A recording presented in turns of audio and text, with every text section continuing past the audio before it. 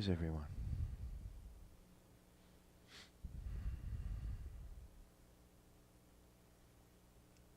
Always good to be here.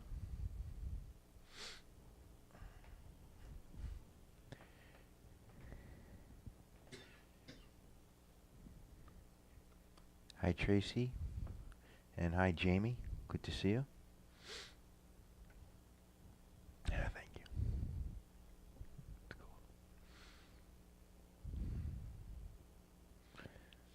We have some announcements, which we talked about our adventure club trip in the entranceway before. Our new faces, tell me your names. Regina? We spoke on the phone? Welcome. I'm glad you made it. And you are? Karen, nice to meet you. I'm Tom. We have Satsang first 4 Wednesdays of the month here. We have Adventure Club trip once a month, almost always on the 3rd Saturday. But we're not married to that, but you can put that in the back of your head that it's usually on the 3rd Saturday.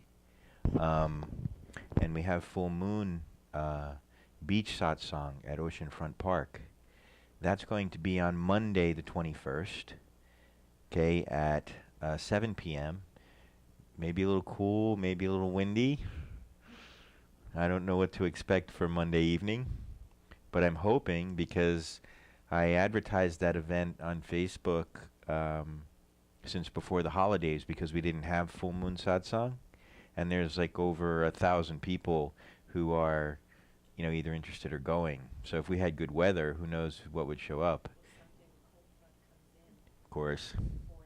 Wow, that cold. Yeah. So that's going to put a damper on it, but you know, usually we get maybe about 10% of, you know, between 5 and 10% of those who are interested. So, but usually we get a big crowd there, and I don't know if you've ever been to the beach one. When the weather is nice, it is really a beautiful, beautiful, peaceful evening. Really fun. So on Saturday, we're going to Jonathan Dickinson Park, and we're going to go kayaking up to Trapper Nelson's in the Loxahatchee River. And then we're going to come back and we're going to have a barbecue. And you can join us for the kayaking/canoeing and the barbecue, or just the barbecue, or just the kayaking, whatever you want to do. Okay? Most of you, we talked about this. Are you guys interested in coming on Saturday or? This Saturday.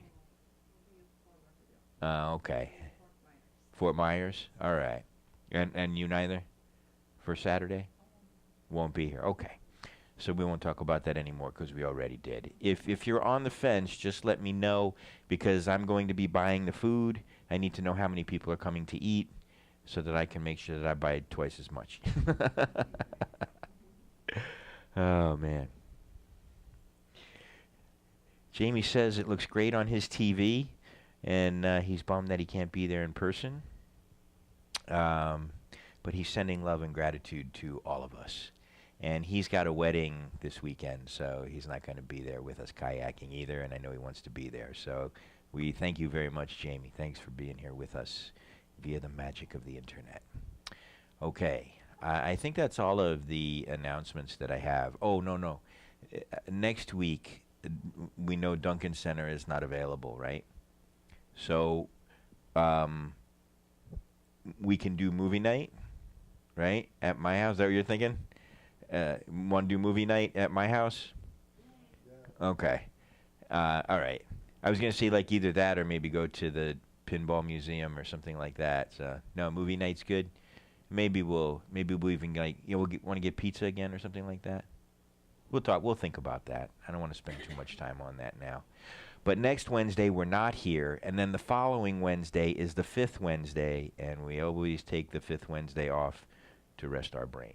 Okay, so there's about, I think, 4 months out of the year when that happens, and this happens to be one of them. So we won't be here next week or the week after. Any questions on any of that? Excited about Saturday? You know, even if you don't want to come for the kayaking, you know, you can come hang out at the park. I think that there's horseback riding there too, right, Sherry? So, you know, it's an interesting place to explore. If you do get there early, some of you who are not going to be kayaking with us, Maybe you can find out about the camping or something like that. We're looking for a place to camp. There's Peace River. I have to call them. We're looking at the end of March. What were the? Do you remember the dates that you said, Todd, that the kids were out? 25th, right? That I remember that. So we're looking at around the 18th to the 25th of March. Does that work? Not work? Is it absolutely out for anyone? That's out. I thought we were not doing spring break because everyone's going to be out there because I might be going away. Well, we're talking about it, so you know what I mean. Yeah.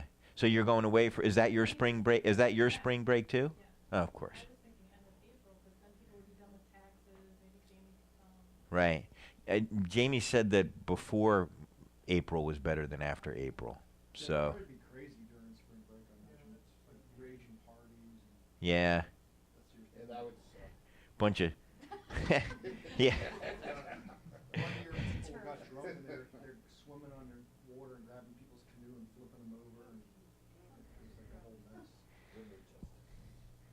Sounds like what I would do when I was a kid, but let's not judge them. But let's just okay. All right.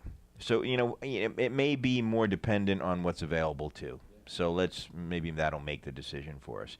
But we're starting our first annual camping trip this year. Do you like to camp? Yeah. So so it's something that we really want to get going and really do once a year, and at least once a year. Who knows? I really want to go horseback riding again too. I enjoyed that. But okay, I digress. Let's get to business here. All right. So we know what we're going to think about. We know what's going on. No questions, comments, anything? Again, if you're just on the fence and you're not sure, do me a favor and text me either way tomorrow, yes or no, just so that I know. You know what I mean? We'll probably be buying the food Friday. Okay, so just keep that in mind. And if I don't hear from you, I'm going to be buying food from you so I can guilt you and shame you into coming. Okay. All right, so for those of you who have not been to Satsang, the way that this works is we're going to start with a beginning meditation for about 5 minutes just to get present in the room. And then I will begin the teaching and the discussion. And your questions are more than welcome. I ask you to just speak into the microphone so everyone can hear you, here and not here. And then at the end, we'll meditate for a good 20 minutes, okay? And we'll be done, a little before 9. I always say it never happens. Okay. So sit comfortably. Make sure you're sitting up in a very alert position. Wherever you are comfortable. If anybody wants to sit on a cushion, feel free. Make yourself at home.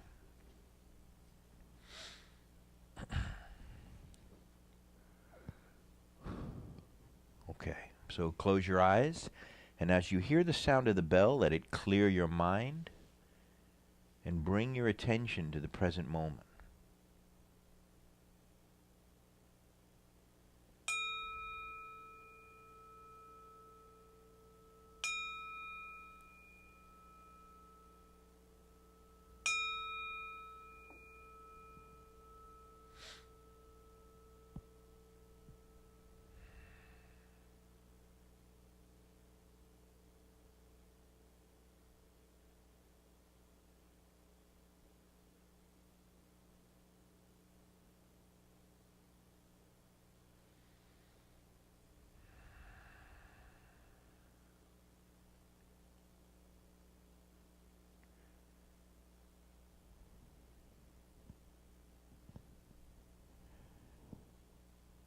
And we'll begin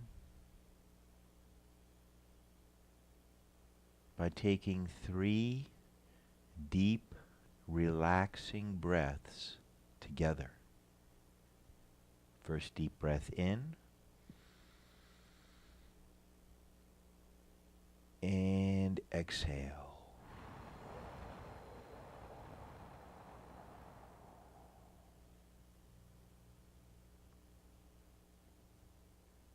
Second deep breath in.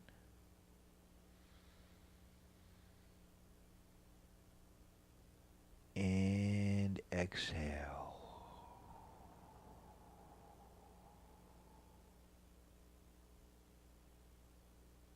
third deep breath in.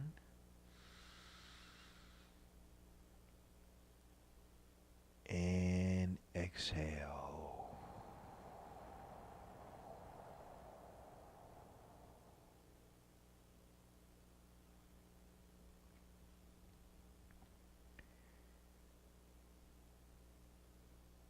Now continue breathing deeply but gently into your abdomen. And I encourage you to breathe more and more slowly until you're breathing as slowly as possible without it being at all uncomfortable.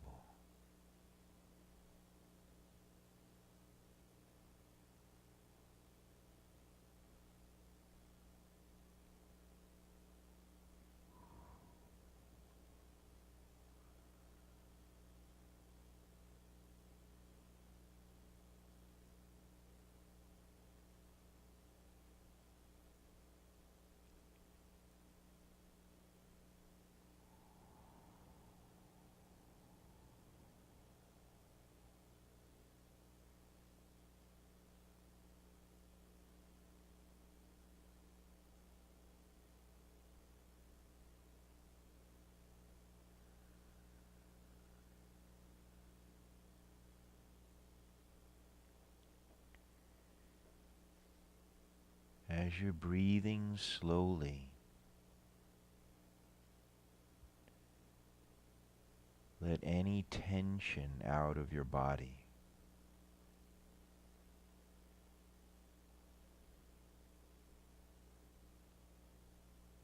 Let all of the muscles in your body relax.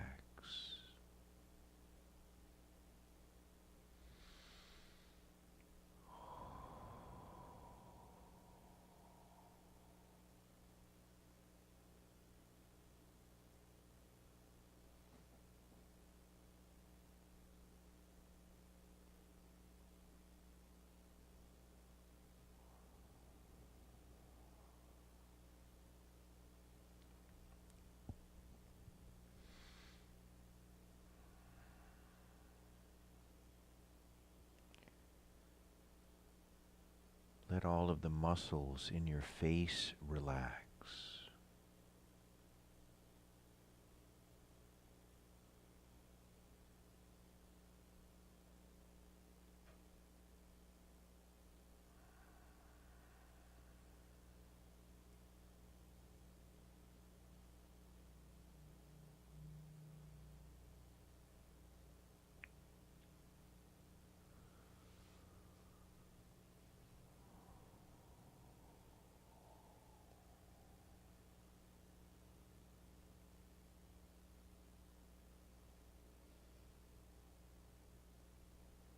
Become aware of your inner state.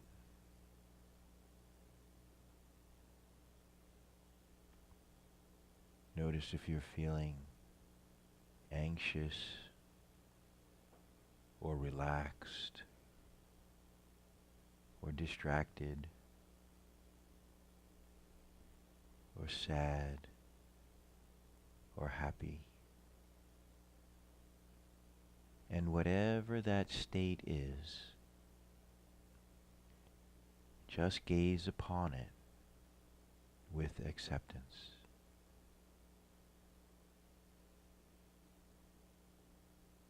And relax.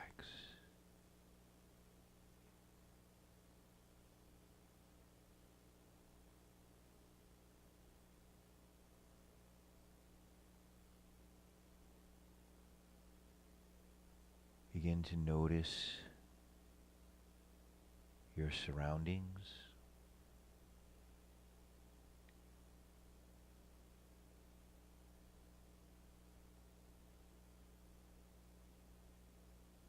Begin to notice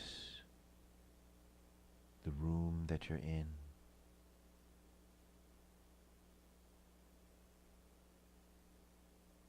The sounds.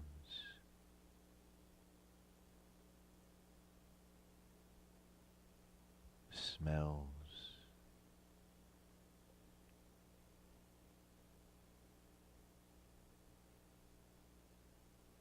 tastes,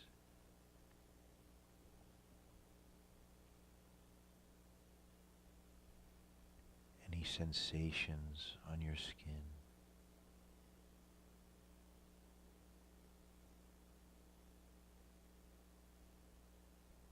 The energy of the room.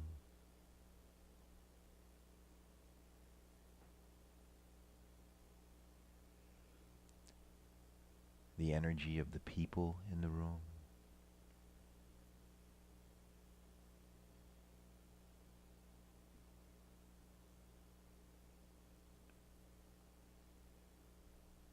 Just gently breathe and stay present to where you are, both inside and out, until you hear the bell.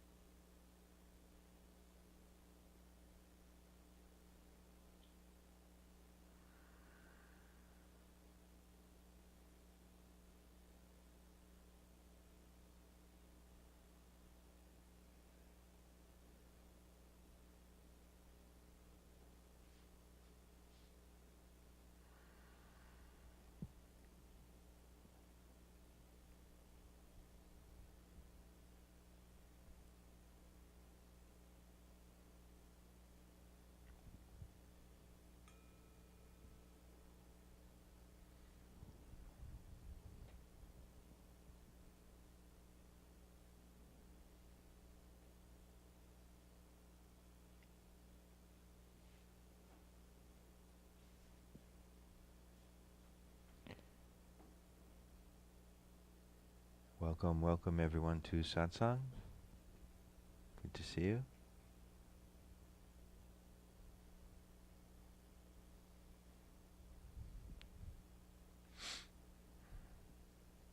Hello, Jamie. Long time no see.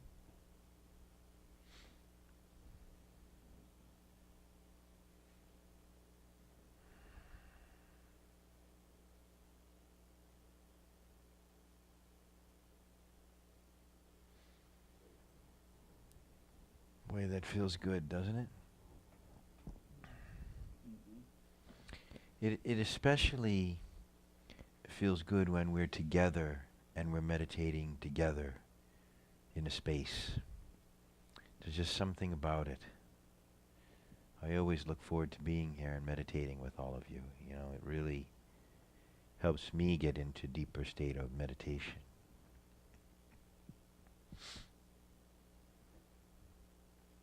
I think it's like a compounding effect. Yes. You know, they've done studies with people meditating. Want to use the mic? I think it's on the back row. Oh, there it is. I'm sorry. I read this study. I think the Heart Math Institute did it. They had 7,000 people meditate, trying to stop terrorism, and they during that meditation time, I don't know how they proved this, but it stopped violent acts and terrorism 75%. Wow. So imagine if you can multiply that by a couple million, and do it even just once a week. Yeah, right. You know, there seems to be, you know, some sort of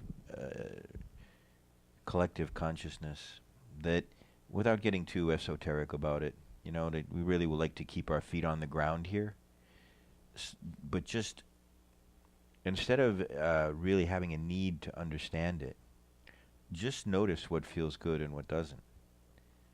You know, when we meditate as a group, particularly here at the Peaceful Mind Center, we're studying the same thing. We tend to sort of vibrate at the same energy. Sometimes, you know, like a metaphor that they use is like a tuning fork, you know, like if you have one tuning fork and it's vibrating, if you just hold another tuning fork next to it, it starts to vibrate at the same resonance.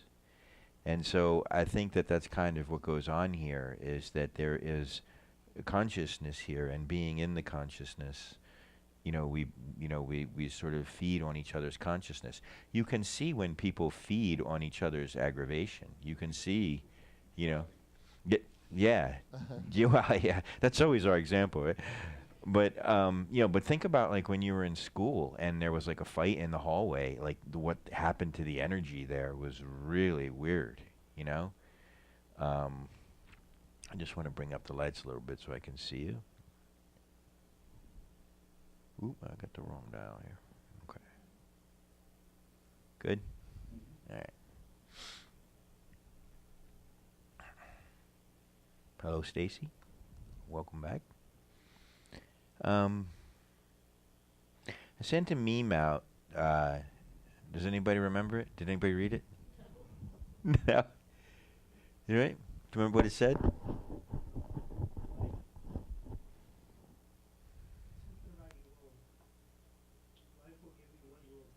Yeah. Yeah. Life is going to give you what you're willing to tolerate.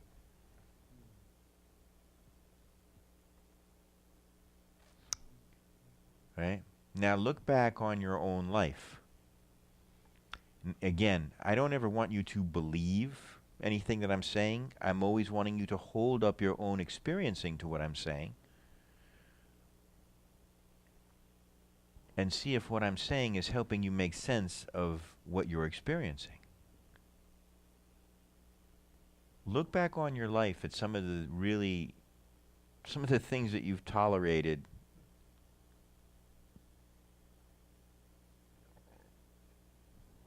Some really rough things, right? What happened when you were no longer willing to tolerate those things? They stopped happening, right? Yeah.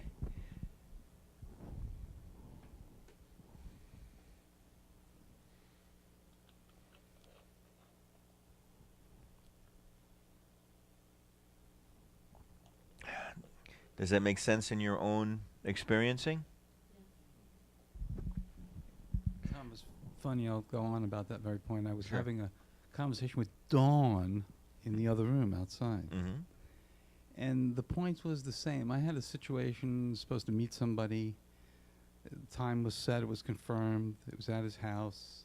He didn't show. He had 2 phones. He took one to Home Depot. I was texting him and calling on the one he left home. Right. And I'm such a nut for efficiency. Mm. I came home and I said, how could having to repeat the same thing twice to get the same result desired on the first go be good? Right. And in my book, it never is, but you gotta let things happen. Mm-hmm. But I said, wait a second. Let me listen to the guidance. The guidance is there's gotta be a better way. Mm-hmm. When you firm something up with a guy who hasn't done this before, not his Mhm. behavior, but when it happens, and it happens so ridiculously befuddled, he took the wrong phone, he's got 2 phones. I said, this doesn't have to happen again. Right. And now I've sought a new way, a new channel, because I was no longer willing to tolerate goof-ups. Right. Like last night driving to Fort Lauderdale in rush hour traffic and driving back. Right. Right. Yes, if you are willing to tolerate that. I mean, this happens a lot in romantic relationships too, right? You know, when I look back on some of the things that I was willing to tolerate, you know, no wonder some of the time it was quite miserable. But, you know, toleration is in the eye of the beholder. What Or do you the mean eye, by that? toleration is in the eye or in the feeling of the experiencer. Mm-hmm. Example is this. I had in high school, briefly, looking for, after school work.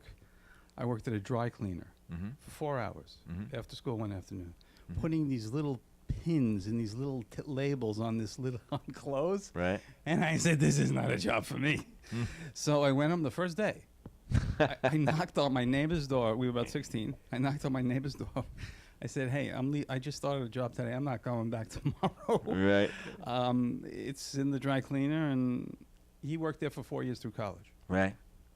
The guy next to me, who's a CPA and an Yeah. MBA, he could put little things in little clothes and little hangers, Right. I couldn't do it for more than 4 hours. Yeah. He did it for 4 years. Wow. To me, it was intolerable. Couldn't Yeah. do it. Yeah. For someone else, it was just fine. Yeah. If you look back on your life, there were some really ridiculous things that you were willing to tolerate, right? At certain times. Almost hard to believe.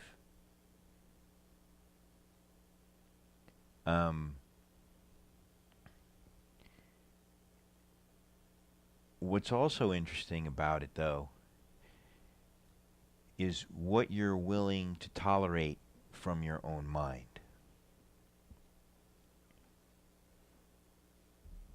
All the neuroses, all the anger, all the upset, all the chatter, all of the aggravation, all of the lamenting, all of the judgment, all of the upset that comes, from the mind. Are you your mind?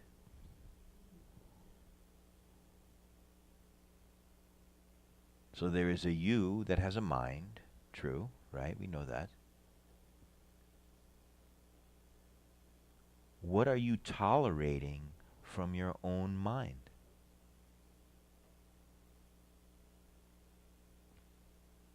Not too much garbage anymore. Yeah. Well, if you have a mind like mine, you know that it can be really charming at times. That is so much sarcasm. And what we suffer is what happens in our mind. So it's really easy to see, like being in a bad relationship or something, and we're really tolerating some really bad behavior from someone. Someone is really treating us poorly.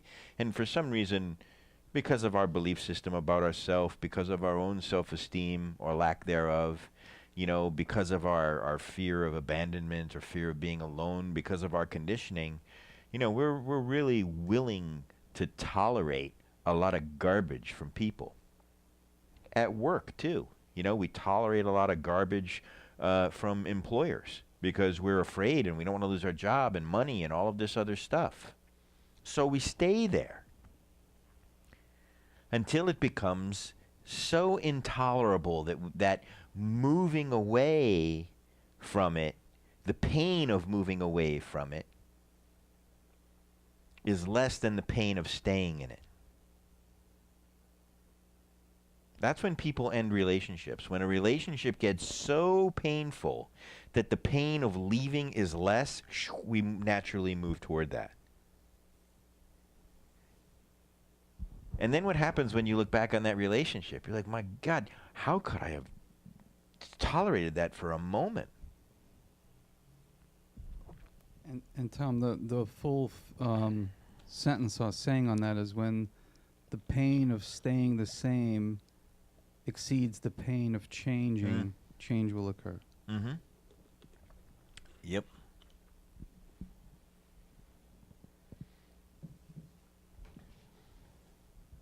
We become like afraid, And when we're afraid,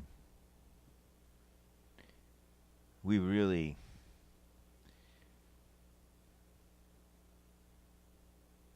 it's a tough state of mind. When we're in pain, when we're afraid, and we're willing to tolerate so much. Like if it was someone else and we were looking at them, we would be like, what are you doing? Why are you tolerating this? You're a wonderful person. I mean, why would you be tolerating all of this stuff, right? Why would this be acceptable in your life? But for us, we're like,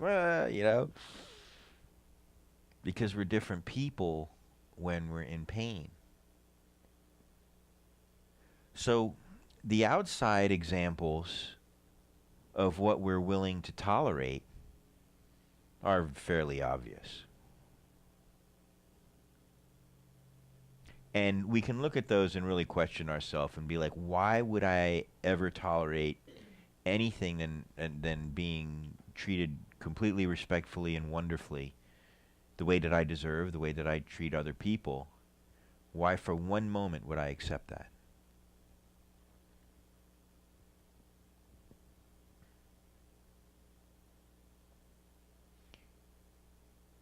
And then you have to look at your mind.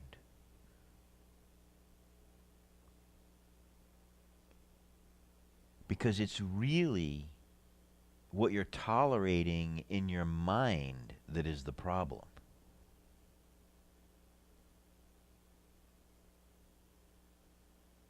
It's the mind that's setting that up. It's the mind that's making it somehow okay for someone to treat you like garbage. Sometimes your own mind treats you like garbage, and you tolerate that. My mind has said things to me about me that I would never say to my worst enemy.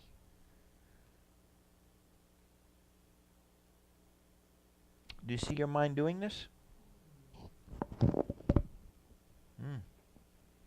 So what we're always trying to do here in satsang is bring consciousness to these aspects of mind that for most people are unconscious, right? We just know that we don't feel good and that things are happening that we don't want to happen, but we're in so much pain that we can't see straight. That is what's happening in the mind. That is what the mind is creating for you. That is, whether you realize it or not, what you are tolerating from your own mind.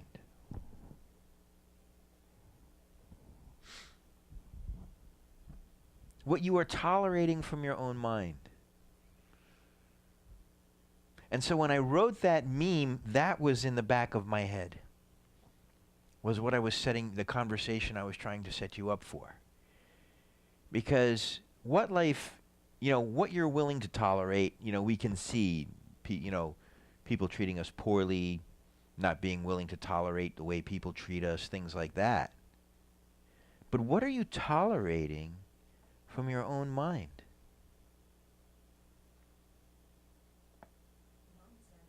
Nonsense, right?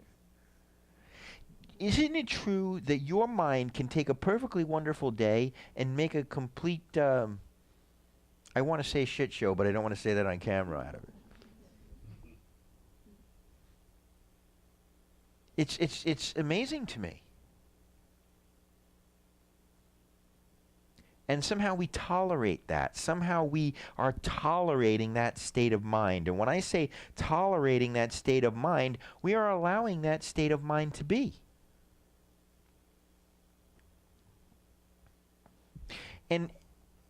And why this conversation is so important is because what we're always doing here is trying to some way see more clearly that we are in identification with mind. We are believing ourselves to be the thoughts in our mind. And we're trying to separate ourself, the awareness, from the mind. And so when I refer to the mind as something that you're tolerating, it puts you in the position there is me, the self, and the mind that is acting a way that is painful, harmful, and I am tolerating it. Do you see the separation that you begin to get? This is the separation that I'm trying to help you cultivate.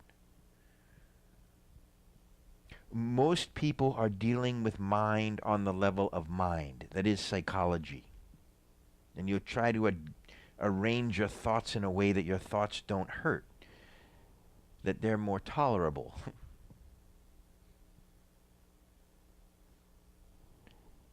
John? This is perfect interjection. Cool. I'm driving home, very upset that this appointment fell apart last night. Mm-hmm. I'm outwardly calm, not driving aggressively, just thinking about how inefficient, what a repeated process this has to be. Mm-hmm. And with all the skills that I have, it was in my mind too much. My thoughts were, it was too. And then for some reason, I was almost home and I said, wait, that was a shit event. And funny because you just used that phrase. So once I labeled it that, oh, it's just something that went sideways. You know, it's just an accident. It's just a blip. It's just it just, you know, the thing broke. As soon as I defined it, it gave me the separation that I needed. It quickly jumped away from me. I said, oh, I know what that is. It's a shit event. It's a snafu. Mm-hmm. And then then I got out of the frustration of having to think, well, let's do this 2 times to get it right. What should have taken 1 time? Mm-hmm. And then right away, just right at that point, I said, wait a second, no, that was an outlier. Right. That was a shit event. You know what that sort of reminds me of? Like as I hear you describe it, do you notice how when things like that happen in your mind, how big they get in your mind? It takes it real personal. Really personally, and it crowds like everything out. Like all of a sudden, it's just huge, and you're like your whole everything is ruined, and like, you know, everything is coming up, you know, about you personally, and nobody respects me, and this world stinks, and nobody has integrity, and your mind makes it into this huge dinosaur monster, Tyrannosaurus Rex, and it crowds out everything else. In those moments, do you know what I do? And I've shared this before. You'll probably remember this. You've been around a long time. When I find something like what's happening is my focus is zoomed in so closely on something that's the only thing that I can see.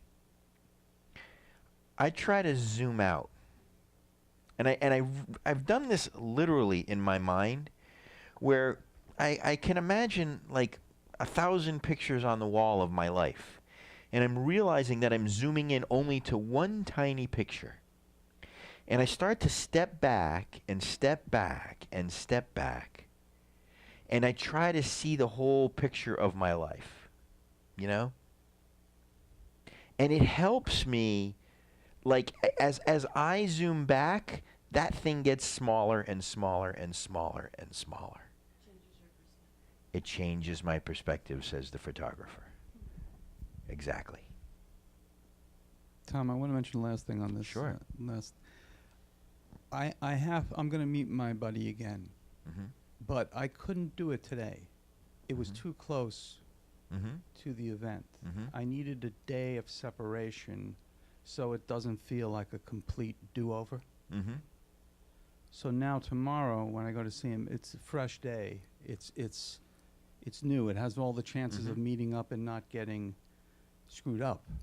But if I did it immediately the day after, it would be associated in my mind, oh, this is the drudgery you got to do to correct the thing that should have happened yesterday. Yeah, see, that's really interesting. You know what I mean? Is that like you oftentimes I'll describe like when we get stirred up inside, it's like shaking a tub of water. It stops shaking, but the water still keeps going back and forth. So I think that there's a lot of wisdom in that, and you're allowing just your water to calm down, you know what I mean, so that you don't enter this experience, you know, with a bias, you know, and you know, that can be very wise, particularly too when you're dealing with friends and family, you know, Yeah, 'cause family particularly. it would be very distasteful to me to try to start it over again until the waters were still, Yeah, and I had a fresh attempt at it. yeah.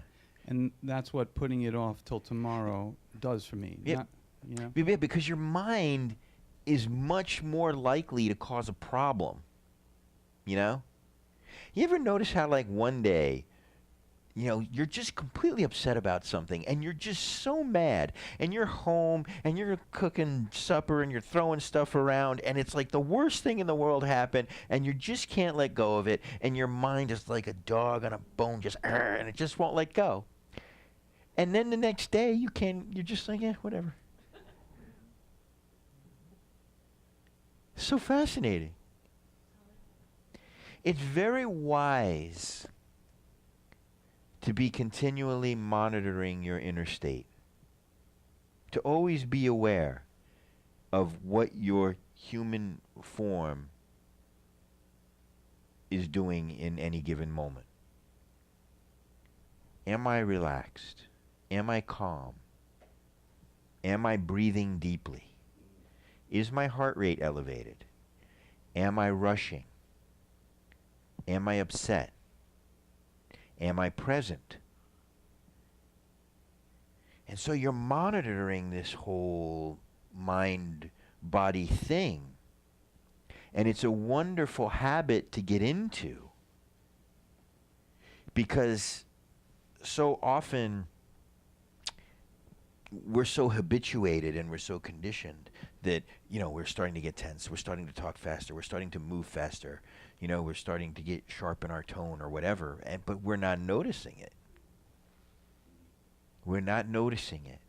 These things are so much easier to notice in other people. But to notice them in yourself really takes a keen and practiced observance. This is something that you want to practice. To be in observance of your inner state without judgment. Without judgment. Just noticing. Just being aware. And without judgment says, well, I can still feel a little tension from what happened, so let me just give it a moment. And once that tension is gone, then I re-engage. And then there's no problem. Tom? It's to me, I just heard what John said. It's kind of you're waiting for that water to be still, so you're coming from balance. You're coming from your center, from your strength, almost like a martial artist would do, or a Tai Chi master. Sure. They're not going to reach way over here and then try to do something. They're going to get centered and be in their power when they do. Yes. Yeah. So thank you. Yeah. And there are times when you know that you're going out looking for a fight.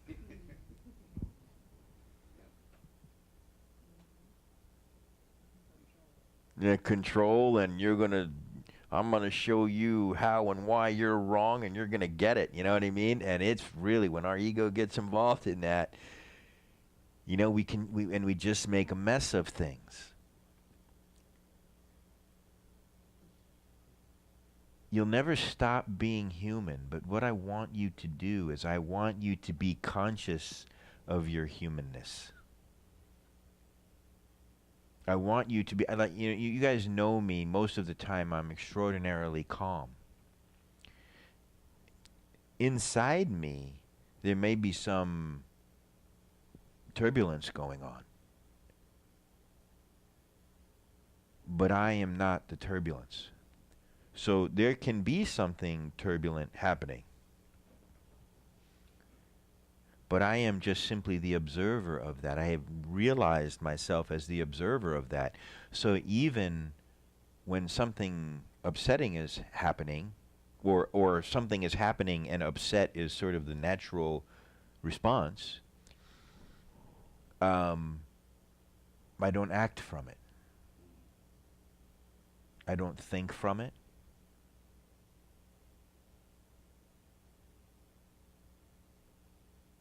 Because you are going to be human, and I don't want you to make the mistake of thinking, that you're supposed to get to this place where you're not human anymore. That, oh, my practice is no good, or this doesn't work because, look at me, I'm all angry and tied up, and I want to choke this person, and, you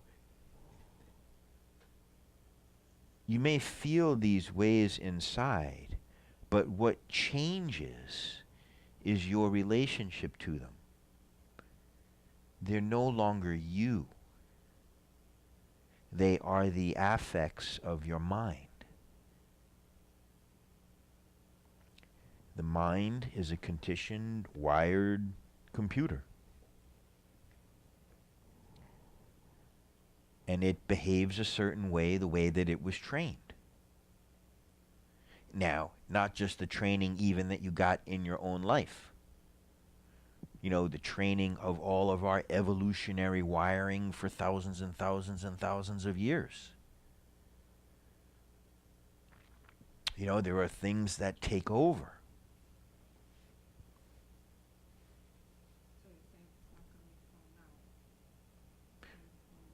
Some of it is not coming from now.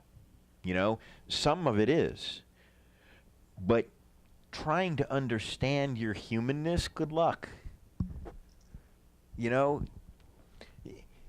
how many times have you been behaving a certain way in your own life that you didn't even understand?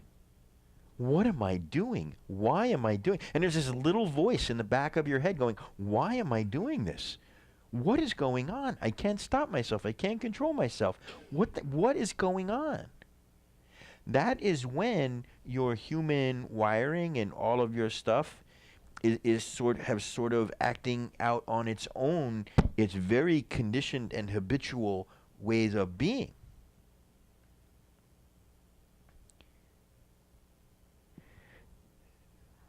But when you're just observing that, you don't have to act on it, no matter how uncomfortable it gets.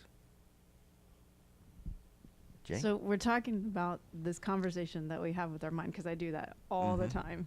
I'm always having a conversation, and we're talking about tolerating, why do we say negative things and allow ourselves to believe all these negative things about ourselves? And so I've always thought, change your thinking, change your life. Okay, just switch it over to positive, start looking for the good.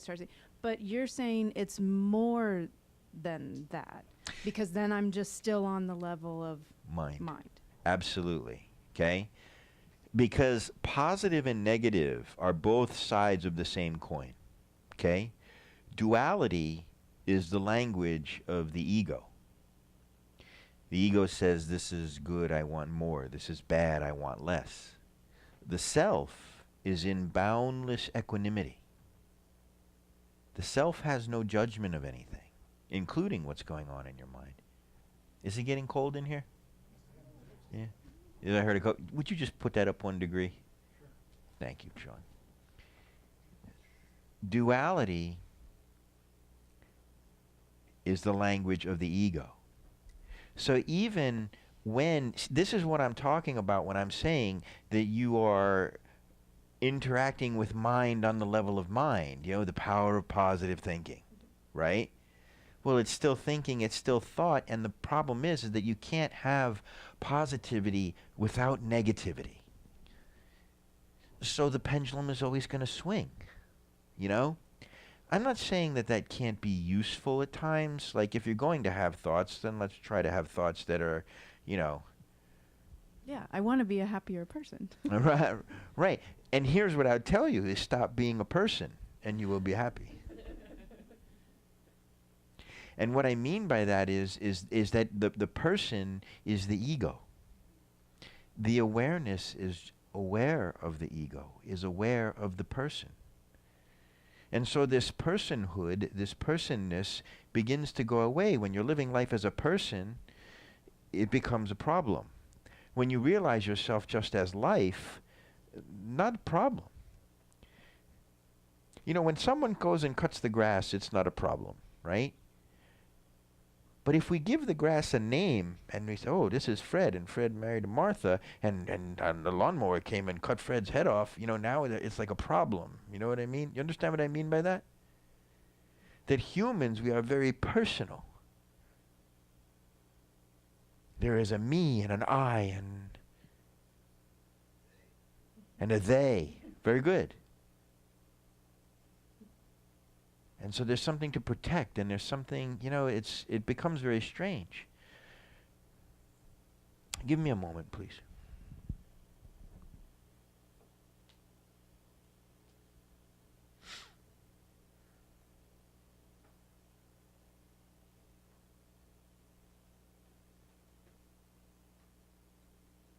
When you realize the awareness, the duality is gone. And what that means is that nothing is either good nor bad. It's just what's so. And you have no opinion of it.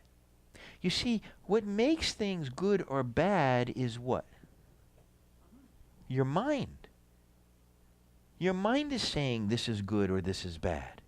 It's completely subjective. How many times has something that you thought was really bad and you didn't want to experience, how many times has that adversity been the very thing that you needed? And you look back and you go, oh, thank God I didn't want that, but thank God it happened. Tom?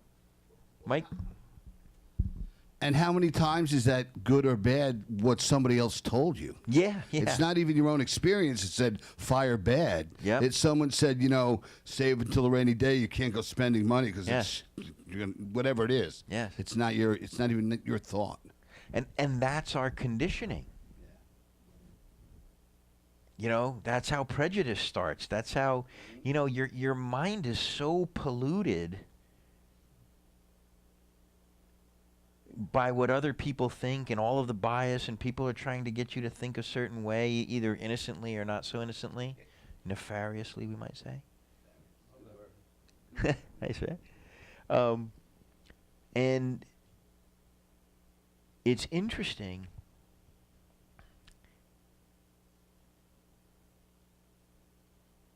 When you begin to realize that you really know nothing.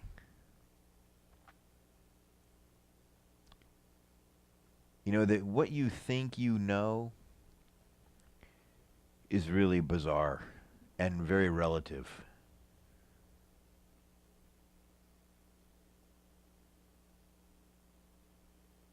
You understand what I mean by that?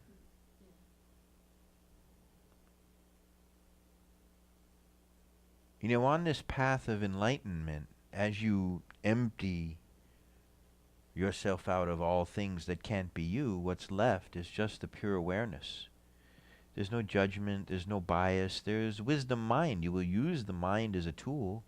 If you see some suffering or you want to build a house or whatever you need to do, you use your mind to exist in this form on this world.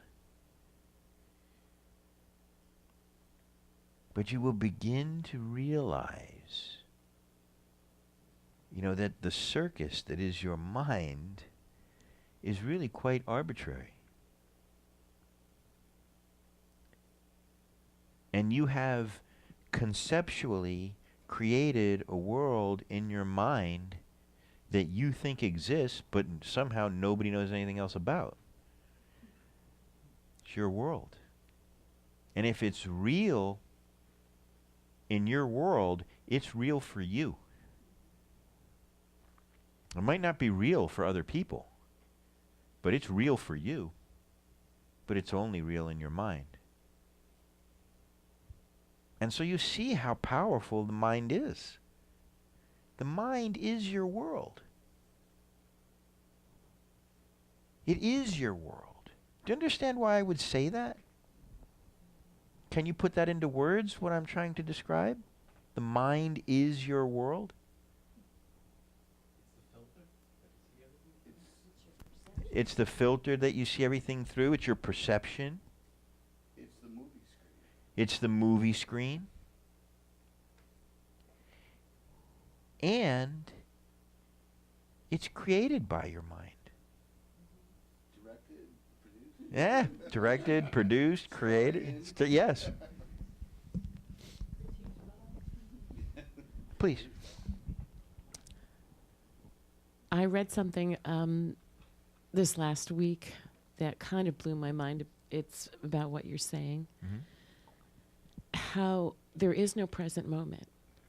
Every single thing we're seeing has already occurred because there's a delay from what you're seeing in front of you to this burst of energy in your brain, in your body, to this then going to your brain and the synapses, and then processing it in your mind and your perception of what happened, and then your cornea, it goes out your eyes and reflectors or whatever, and you see. So whatever you're seeing has already happened.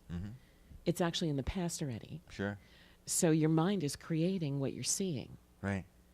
In which case you can actually create your own reality, is what they're saying. Well... It's already in the past tense. Once your brain has processed it and you're actually seeing. It's a scientific fact. Yeah. But when you say creating your own reality, what exactly do you mean by that? It's exactly what you're talking about, that everything is in our mind.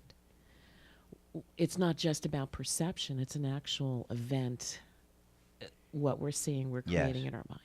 Yes. I'm not saying that you're creating reality. I'm saying that there is reality, but you're not seeing it clearly. You're talking about perception. I'm talking about perception. So, you know, the way that, like, in other words, to put it in more simple terms, what Shari is describing is that if you look in a telescope and you're looking at light from a distant star, the light that you're looking at, It's already dead. yeah, I mean, that star could be already dead and gone. You're seeing light from like 1 billion years ago that left that star. And so, you know, the timing of the way that things happen, you know? And then something happens, and then it takes time for your eyes and your mind to process things. But don't let that confuse you, though. Don't get too hooked up in that. 1 second, Tom. Sure.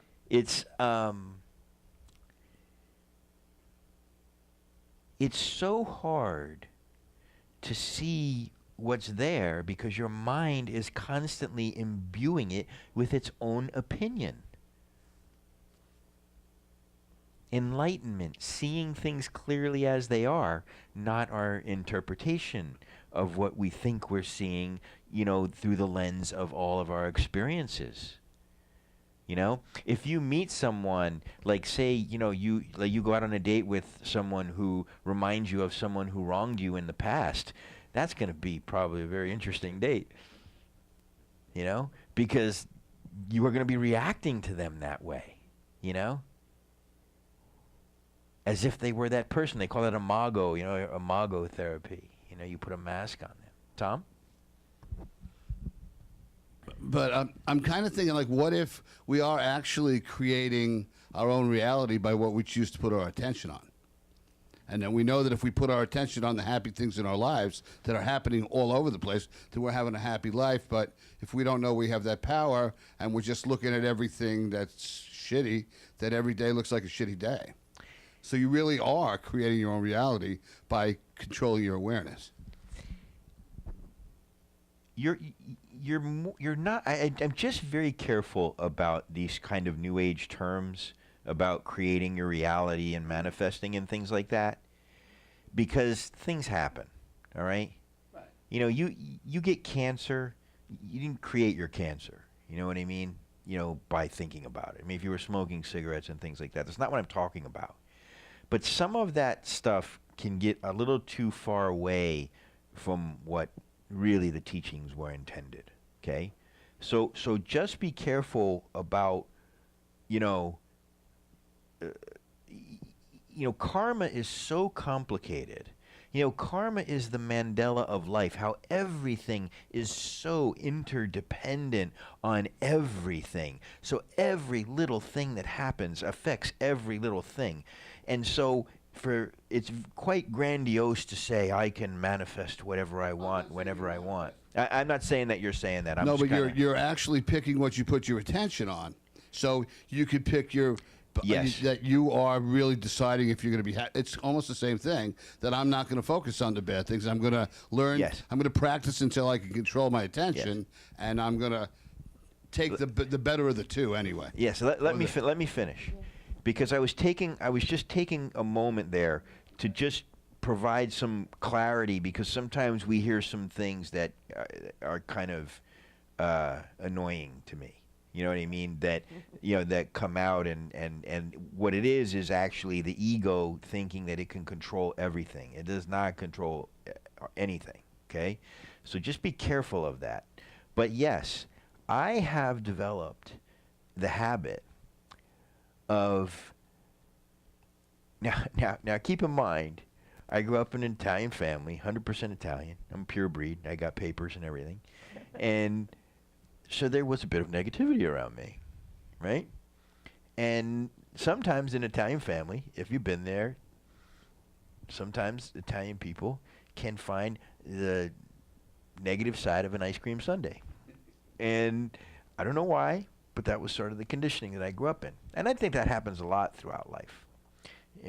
But for me personally, I'm talking about me personally, negativity seemed to be the way. I have developed this really awesome habit that I love about keeping my attention, and this is exactly what you're talking about, on the things that I like about my life, the things that I love about the world, the things that I love about the people around me. And the things that I don't like, I just ignore those. I don't have any interest in them. And when you start looking for the things that you like about people, there are so many wonderful things. And when you start looking for the things that you like about the world, there's so many wonderful things. And, excuse me, I just don't know why it's so easy, to be negative and to go negative, and, you know, it's like, it's crazy, you know what I mean? And but it's true. So you're not really creating your reality, but you're sort of at least choosing how you're going to experience it. You know, and you know that's and from Better word, actually. yes, I'm choosing it. I'm not creating. yeah, consciously, Consciously choosing. yeah. That's what I was just thinking. So things happen, like you say, and so we choose how to react. Right? Is that a true statement? We choose how we react to things. When we're conscious, we do. You know what I mean? You know, the problem is, and what I always want to bring out is are you really conscious of what you're choosing? So step back, and allow yourself to make that choice. See, the first part of that is that, like, the thing that I will always keep pointing you to, because this is so important, is realizing yourself as the observer, okay, of all that is outside you and all that is inside you, okay? And when you realize that, you know, I really can observe my own mind-body reaction. I can observe the mental, psychological formations and the pain and discomfort that are associated with them. I really am sort of watching that. Now you're not getting tied up into it. Because once you get pulled into your mind is just going to keep punching you in the face. And it's, I think Mike Tyson said, you know, everybody's got a plan till they get punched in the face, right? And you just everything comes off the rails. So the first part of that is realizing yourself as the observer, which is why I'm always encouraging you to meditate every day, because in those moments you're getting more comfortable in the self. It has to get comfortable. At first it's very uncomfortable, you know? And then you're watching the volcano erupt inside you, but no one outside you even knows. Because you're watching your own internal reaction, but not being identified with it. You're just staying present to it. You're not judging it. You're not making it right or wrong. You're not pulling it closer, and you're not pushing it away. Attachment, aversion. You're letting it come and letting it go, and understanding that in your humanness, these states ebb and flow. And like John did, he said, I'm clear that I'm not going to be clear tomorrow. You know what I mean?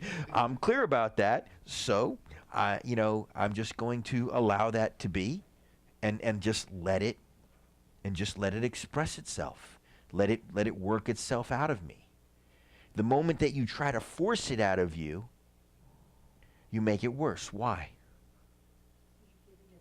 Because you're giving it attention. And the moment you give it attention, whoo, like throwing gas on a fire, feeds on your attention. I guess I have a silly personal experience that happened to me today. I pulled my phone out of my pocket and it was completely shattered. The glass was completely shattered. And I literally laughed. I couldn't believe it. I was shocked. And so I guess that's just something that I have to deal with now. Like, I could have gotten really upset and Well, what kind of phone was it? It's my only phone. No, but you see that, you know, what I desire in life is just to feel good. So anything that doesn't feel good, I let go of. Yes, you could have gotten all upset about your phone, but then you just would have been upset with a broken phone. Nobody to call to tell about, you know? But why? What's the point of getting upset? What's the point of being angry with with what's happening? You know? Who knows what adventure that could lead you on? You know, you go to the store, you meet a person, who knows? You know, you just don't know what's for what.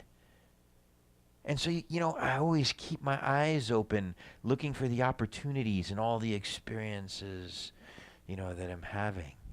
And you just never know. You know,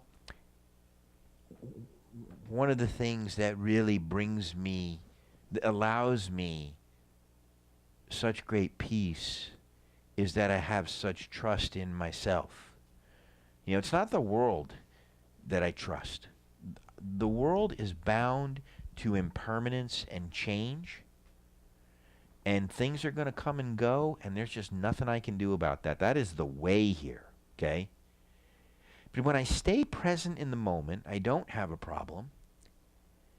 And I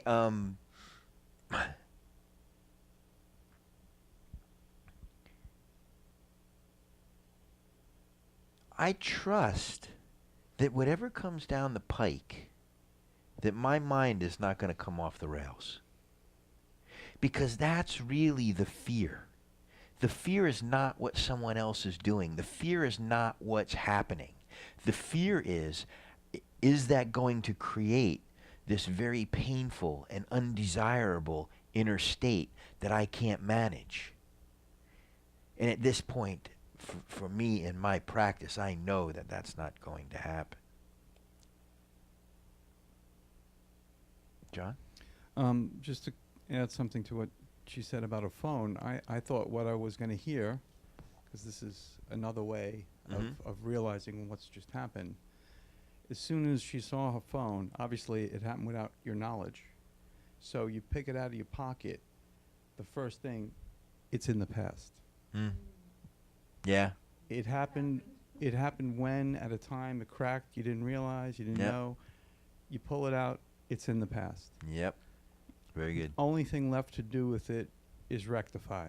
Go right to the solution, like I did that time in the movie theater with the silk shirt, and I looked down. Yeah, I was thinking of that as she was talking. The butter already hit the, and the popcorn already hit the shirt, first time wearing it. Yep.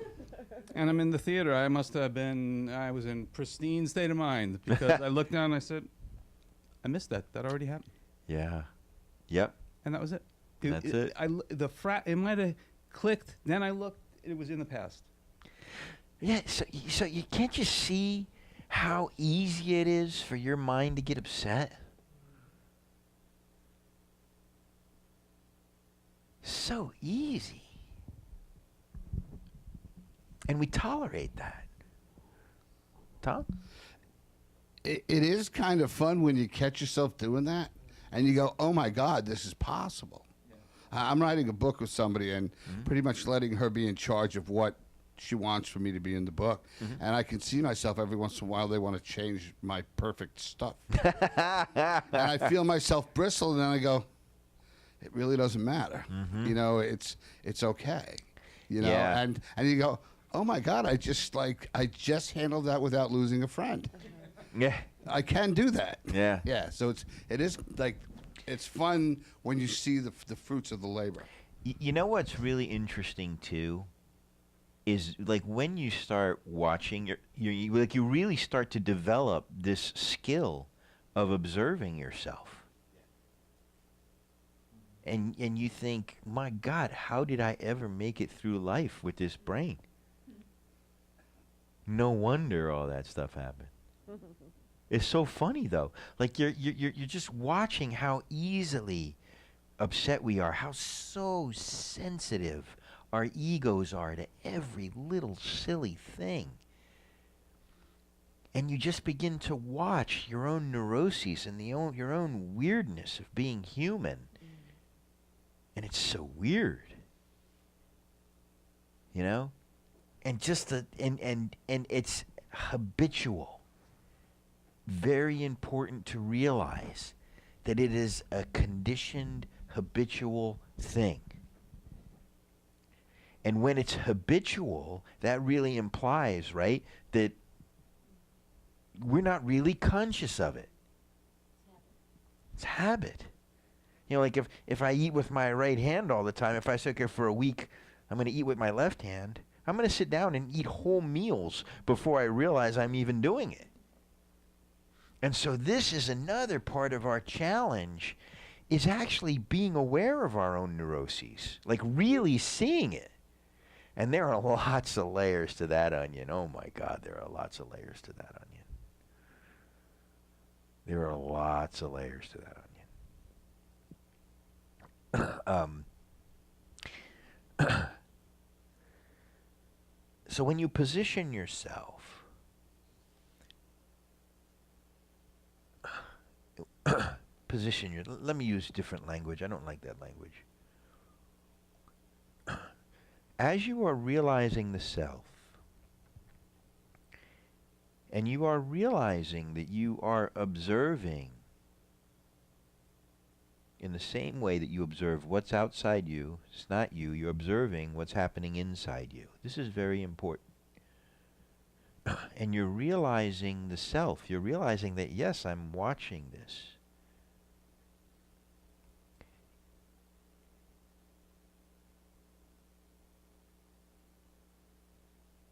It's... Give me a moment.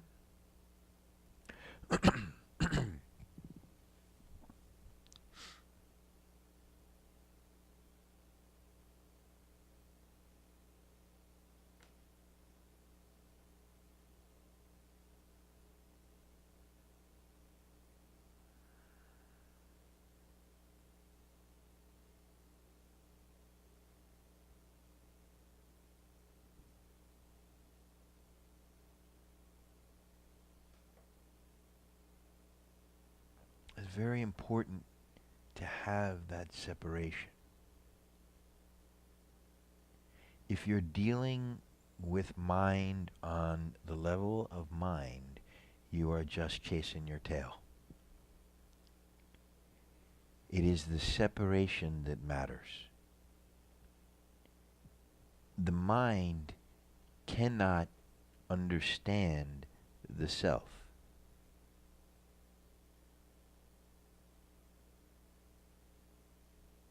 Don't let the mind tie you up in trying to have some mental cognitive understanding of the self.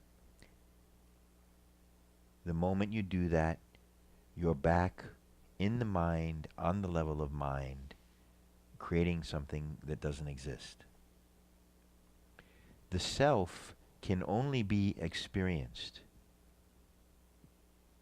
And when you experience it, there will be no doubt in your mind, none, zero. And you're always the self, and always have been the self. The self that is aware of all things outside you, all things inside you. What you're experiencing is not really the self in that sense. What you are experiencing is the absence of everything else that's muddying the water, and the self is what's left. Everything comes and goes. The thoughts come and go. The perceiving come and go. The pain, the emotions come and go. But that which is aware of all of that, does that come and go? It's always there, just watching. Oh, I'm in a good mood today. Oh, I'm in a bad mood today. Oh, I'm in a neutral mood today. Oh, this happened. Oh, that happened. It's always there, present in the moment, aware of what's happening. That's it. That's the self. The rest, cognition.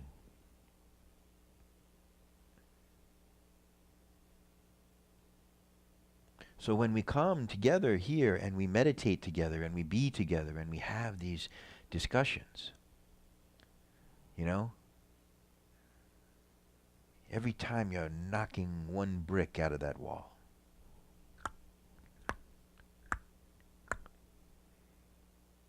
And you begin to experience life in a way that you had never experienced it.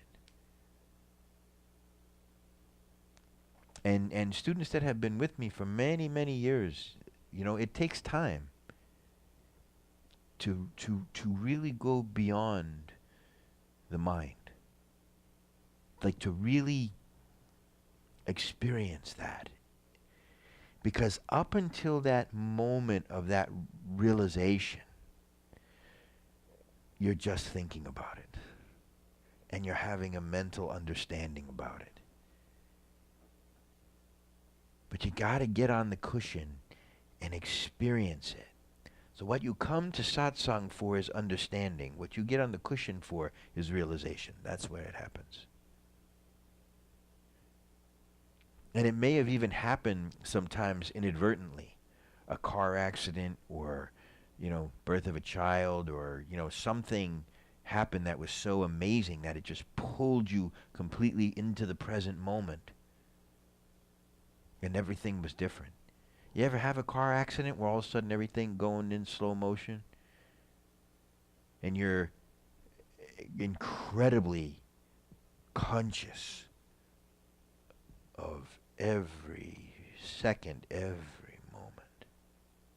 And you are nowhere else. It's like that.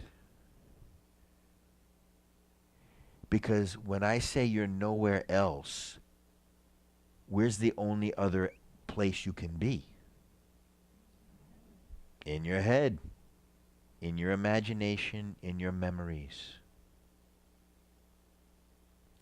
And so, for those of us, which is all of us, that have been born into this unconscious world and taught how to be unconscious and how to suffer by experts, you know, to experience true presence, very, very new. Can be very, very uncomfortable, which is odd. Because what happened, and this is why you need to keep having these sort of satori experiences, these moments of realization, so that you're kind of sticking your toe in the water, you know what I mean? You're kind of, you know, you can't just have your whole world ripped out of you. It would just be too much for most people. There's a complete loss of identity. You have to get used to that a little bit. You know, you have to taste that and get comfortable with it. You understand what I mean? You know, it's extraordinary. That state is extraordinary.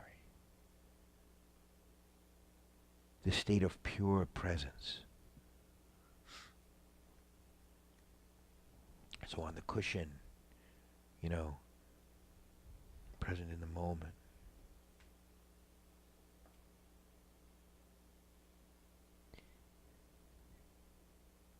Everything disappears.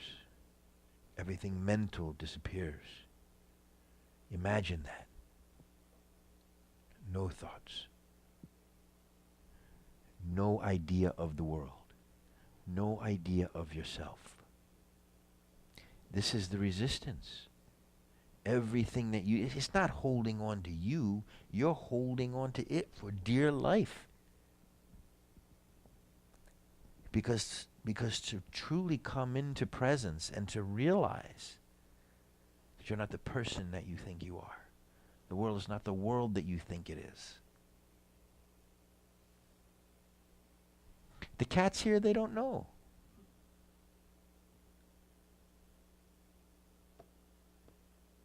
They don't know. They don't know it's Wednesday.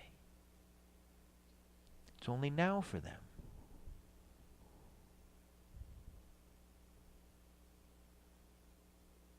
This is the experience that I'm pointing you to. It is a wonderful, wonderful experience.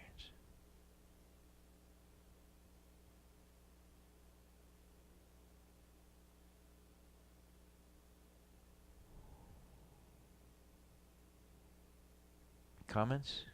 Questions?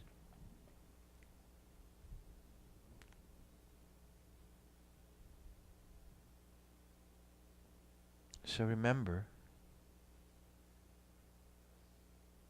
there is a you that does not have to be tolerant of what your mind is putting you through.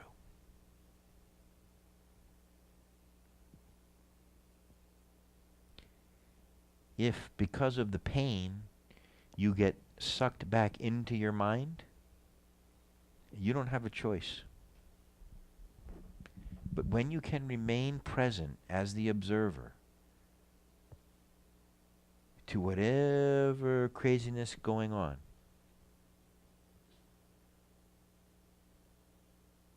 it can't touch you. It can be there, but not touch you. John? I don't know, about 2-3 weeks ago, I found myself just maybe laying in bed waiting to fall asleep, just thinking some thoughts that seemed to be of old patterns, like taking a possible negative event and extrapolating it out further and thinking about how bad it could get until you start working yourself up into a sweat at night. Yeah. And you know, I don't know how long I thought about it, maybe 15 minutes, a half an hour, and then I said, this feels like some old pattern. Yeah. And then I said, I'm not interested. Good for you. Congratulations. I'm just not interested in tossing it around and mulling it around and listening to the invasive thoughts. I just changed the channel. I just shifted the light. Yeah. But it's my reaction is I'm not interested. That's so in my gut. It's not a cerebral choice. Right. It's just, it's so, I'm not, I zero. Yeah. I don't have to second guess it. I just, I said, oh, I'm going way down a bad path, and I just didn't like the way it was changing my chemistry. Yep. And everything. And the answer was to me, not interested. Yep. Not tolerant. Yeah. Yep. And it's amazing. It's amazing. And I went right back into a space of peace and comfort. Good, amen. Really, amen. All of your practice over these many, many years, was it worth it? And, it's amazing what can happen to you just laying in your bed at night. There's no problem. There's nothing happening. There's nothing going on. And you're sweating and upset and your heart's pounding. And, it's just, this is now observe that. Because, we would never, ever, ever create those states consciously, okay? So we know we're doing it unconsciously. When you bring consciousness to it, that's what John did. John brought consciousness to it. He said, look at what's going on. I can see what's going on. I have no interest in this. I'm done with it. Boom, it's gone. And before I didn't know there was a way. Yep. See, imagine all the poor people that don't know that they don't have to sit there in that mess. And they're just getting beat to death by their minds, and they have no idea how to work with it, how to deal with it. That's why I work so hard putting this out on Facebook and getting it out in videos and YouTube and all these other things, because people need to know this. People are suffering their ignorance. They're not suffering life. They're suffering their own misunderstandings. Yeah. Shall we meditate? All right. Hello, Rosanna. Nice to see you. Susan Daly, good to see you. Wish you were here, Stacy, but I hope your daughter feels better. And I'm really glad that Facebook Live is working out well for those of you who can't be here, that you can still tune in because you can't be here physically, because I know that you are here with us. See you, buddy. And I really appreciate you tuning in, okay? All right.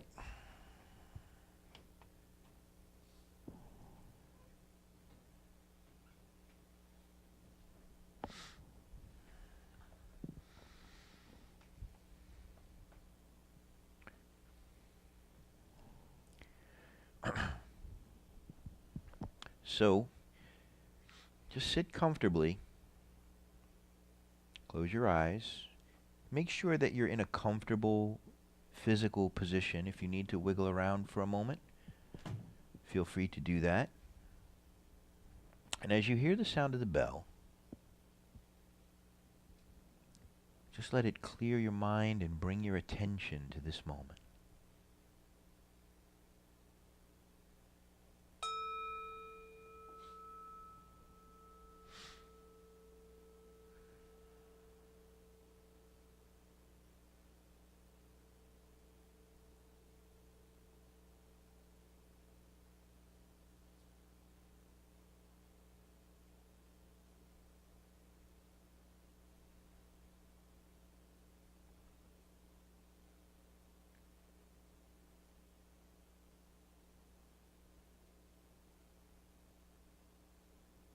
Take a few moments to relax yourself in your own way. I encourage you to begin to breathe more and more slowly until you're breathing as slowly as possible without it being at all uncomfortable. And choose your own way to be physically relaxed.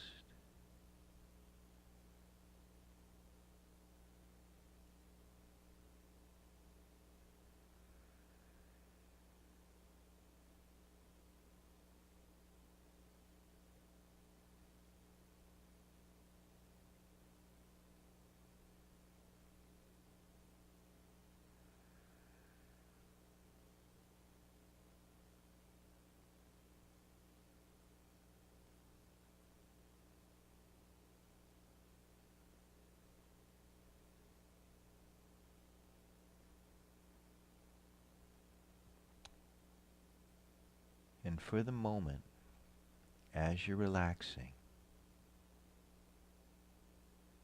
just lightly concentrate on the experience of breathing.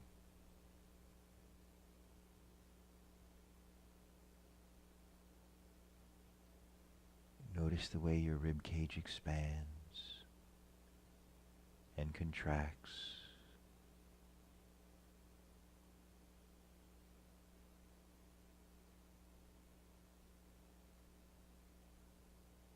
Feel the air being drawn into your body and pushed out.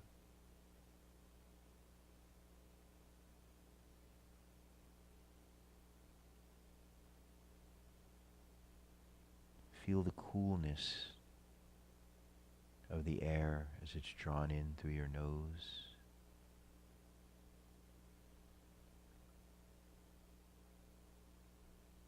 Notice that the air being pushed out is warmer, more moist.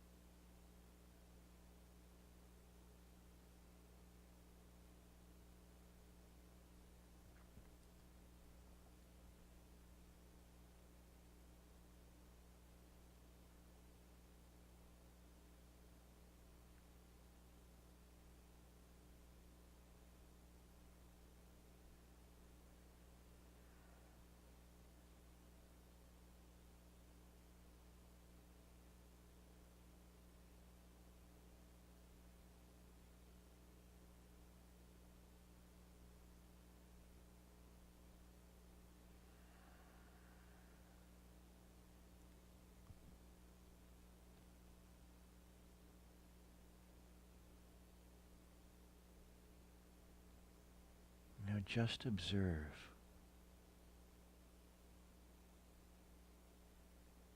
Just observe your inner state.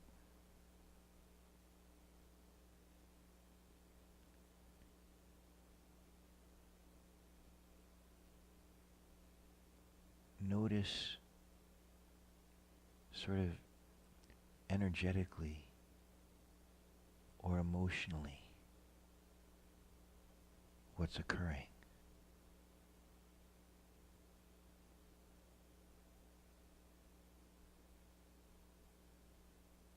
You may notice that there are these light energies that are floating through your body somehow.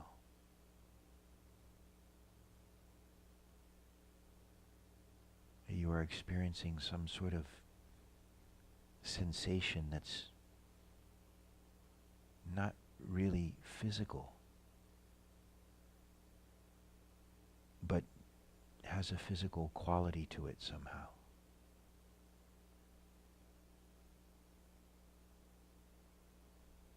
It may, for a moment, feel like discomfort.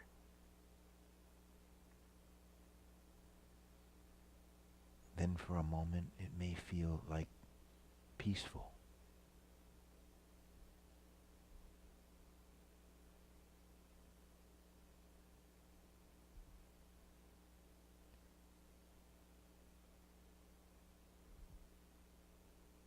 Just bring your attention to it, the conscious awareness. And just be aware of the ebb and flow of these energies without any judgment. Just watch. Allow it to be as it is.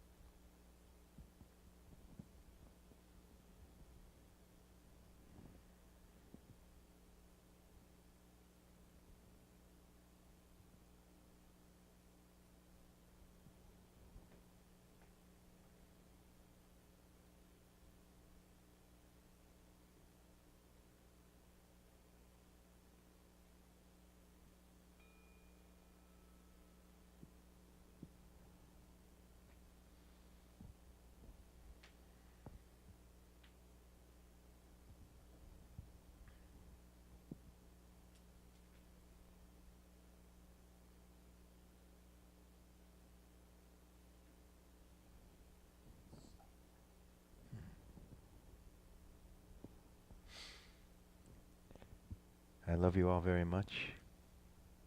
And it's always an honor to share this time and space with you.